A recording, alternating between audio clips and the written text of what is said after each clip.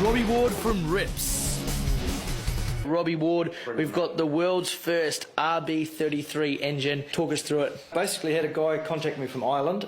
Yep. And he had a bit of money to spend, and he once again just wanted something different. He wanted something that nobody else had ever had, and he said, I want enough power to just destroy any tyres that I want to destroy. And we started with a normal RB30 block, but then I designed a crankshaft, pistons, rods. We've got our own billet main caps, handmade. Everything is custom. The exhaust manifolds, turbos, everything is all specifically to get the best response out of this RB33. Personally, it was a challenge to just do something that's never been done before. Yeah. And just the sense of pride to be, I mean, obviously it's not quite finished yet, but the sense of pride to be able to stand back and go, you know, we made that here, and it's going to be a killer engine. Yeah. Everything's custom made to suit whatever the customer decides he wants. This one here is just an inlet plenum for a R33. Do you make everything all right down to this part here, or is... From this part here, where the welds are across here, that's the factory inlet manifold. Yep. It just gets cut off, and then we make everything from here on, and obviously modify the end for the water jacket. It's all handmade. To go fast, is it better to have two turbos or the one big banger? In a drag racing situation, normally a big single. Normally a big single is the way to go. We normally go with smaller twins for response on the road or something like that. And he can't resist rebuilding his engine in his 240Z for this year's drags. Now I'm guessing that this thing's got some heavy horsepower. What sort of horsepower are we running? This particular one we haven't fired up yet with the new combination, but with the old combination we're just under 1,000 at the wheels. At 2 bar, we're definitely keeping away from methanol. We want to do as much as we can on C16, and yeah, we've got down to 8.7, 162 mile an hour on street tyres, fully road legal car, and we're looking to up that a bit more now. We're aiming for sort of low 8s, 170 mile an hour at least. New exhaust manifold, new turbo, so we'll have that in the car within the next couple of weeks, and we'll get back on the dyno and see how we go. Right now, Rob, you get a call from some bloke in England. He wants proven performance. He wants the RB.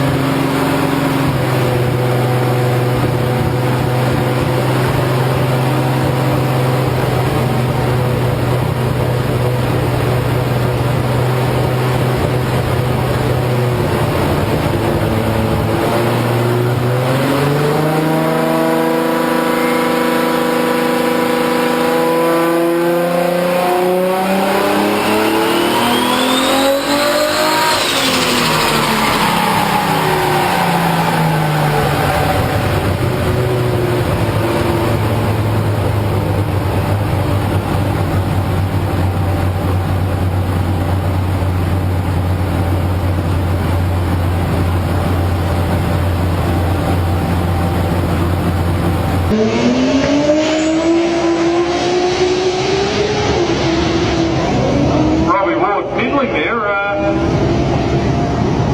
He's skating over the racetrack, and he goes through with an 8.96 at 247 kilometres per hour.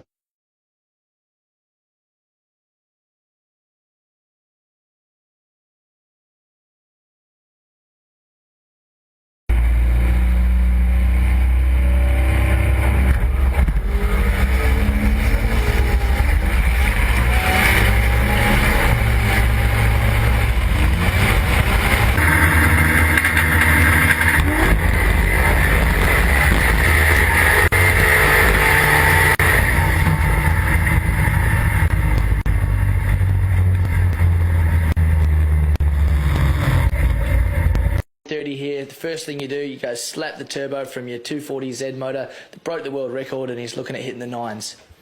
That's the plan, yeah. No, he said to me, look, I need something that I know is going to make the power that I want.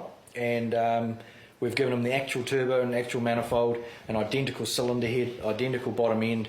I know this motor will make 1,000 horsepower, so it's no problem at all. 1,000 horsepower, I mean, it sounds scary. Most people don't even dream of having 1,000 horsepower in their just, you know, the usual car. In terms of this, tell us what you've done with the motor in terms of getting it to that 1,000 horsepower level. Okay, once again, we just start with a standard RB30 block. This particular one's got our billet mains, stud kit.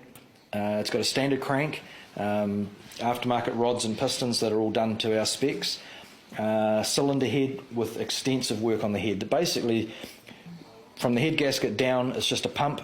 From the head gasket up, that's where your horsepower is made. So we spend a lot of time on manifolds, cylinder head, selection of valves and springs and cams and all that sort of thing to come up with what we know will work.